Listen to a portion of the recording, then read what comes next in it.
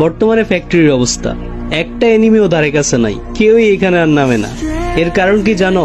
কারণ এখন আর সেই ওল্ড প্লেয়ার গুলা গেমে নাই, তারা সবাই গেমটা ছেড়ে দিছে। আর যারাই নামে তোমরা বুঝা নিও, তারা শুধুমাত্র ওল্ড প্লেয়ার গুলাই। কারণ এখানে নতুন প্লেয়ার নাইমা কোনো মজাই পাইবো না।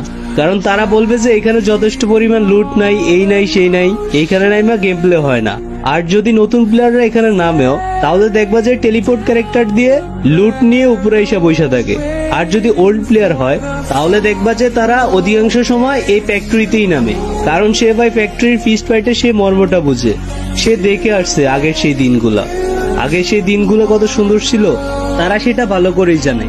আর যদি এই ফ্যাক্টরিতে প্লেয়ার না নামায়, ফ্যাক্টরিটাকে অবহেলা করায়, গেরিনা যদি এই ফ্যাক্টরিটাকে তুলে নেয়, তাহলে দেখবা যে ভাই সকল ওল্ড প্লেয়ার গুলা গেম ছেড়ে দিছে। কারণ এই গেমে তাদের ইমোশন বলতে আর কিছুই থাকবে না।